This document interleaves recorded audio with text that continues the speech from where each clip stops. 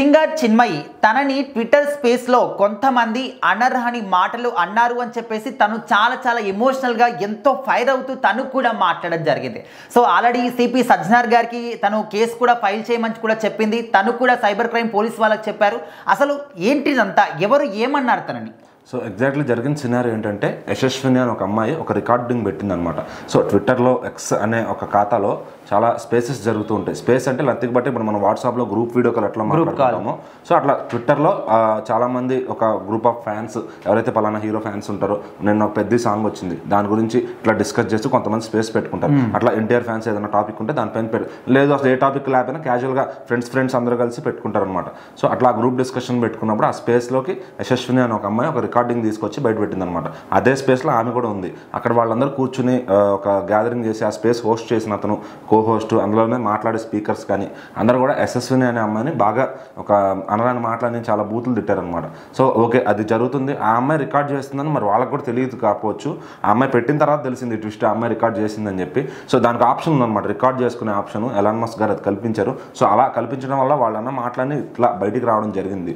So వాళ్ళు మాట్లాడారు, okay, ఆ అమ్మాయి వరకు ఓకే, ఆ అమ్మాయి నార్మల్ ఒక అమ్మాయి. సో ఏదైనా అమ్మాయి గురించి మాట్లాడటం తప్పు. సరే, అదే మాటలో అదే డిస్కషన్లో మాట్లాడుతూ ఎండింగ్లో చిన్మయి గారి గురించి మాట్లాడుకున్నారు అనమాట. చిన్మయి అని డాష్ అని చెప్పి చాలా రూడ్గా మాట్లాడుకున్నారు. అందులో చరణ్ రెడ్డి అని ఒక వ్యక్తి ఉన్నారనమాట.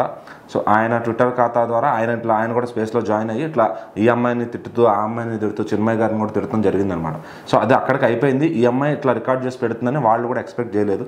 సో తర్వాత మళ్ళీ చిన్మయి గారు దానిపైన సీరియస్ అయ్యి సజ్జనార్ గారు కంప్లైంట్ ఇస్తే సజ్జనార్ గారు సైబర్ క్రైమ్ వాళ్ళకి, తెలంగాణ సైబర్ క్రైమ్ వాళ్ళకి అది రిపోర్ట్ చేశారనమాట. వాళ్ళు కూడా యాక్షన్ తీసుకుంటామని చెప్పారు. ఆ చరణ్ రెడ్డి అనే వ్యక్తి డీటెయిల్స్ అన్నీ వచ్చాయి. ఆ తర్వాత అంత సీరియస్ అవడానికి కారణం అంటే మళ్ళీ చిన్మయి గారు కూడా వచ్చి మళ్ళీ ఎవరైతే ఈ స్పేస్ హోస్ట్ చేశారో అతనితో మళ్ళీ అది పెట్టించి ఇంకో స్పేస్లో ఆవిడైతే చెప్పడం జరిగిందనమాట.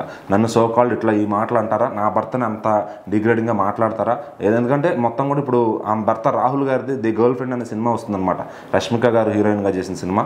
సో మరి ఆ సినిమా రిలీజ్ అవుతున్న ఇదిలో మరి ఇది ట్రెండింగ్ అవుతాం మరి విశేషం అని చెప్పుకోవచ్చు ఖచ్చితంగా. మరి వాళ్ళ సినిమాకి ఇది కొంత ప్రమోషన్ అని కూడా మరి మాట్లాడుకోవచ్చు.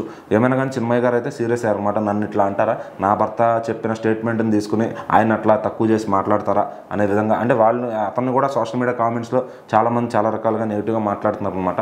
సో ఏదేమైనా మరి ఇప్పుడు ఇదంతా కూల్ అవ్వాలి అంటే మరి రాహుల్ గారికి అయినా సరే ఆయన సినిమా గర్ల్ ఫ్రెండ్ అయితే హిట్ అవ్వాలన్నమాట. మరి దీన్ని సైబర్ క్రైమ్ వాళ్ళు ఎవరెవరైతే దానిలో ఇన్వాల్వ్ అయ్యి ఉన్నారో ఆ స్పేస్లో వాళ్ళందరిపైన యాక్షన్ తీసుకుంటారా, లేకపోతే మెయిన్గా చరణ్ రెడ్డి అనే డీటెయిల్స్ కూడా బయటకు వచ్చాయన్నమాట. సో ఎక్స్లో ఎవరి డీటెయిల్స్ బయటికి రావు, మనం ఏం మాట్లాడినా వేరే ప్రొఫైల్ పెట్టుకున్నా రావు అనుకుంటే అది పొరపాటే.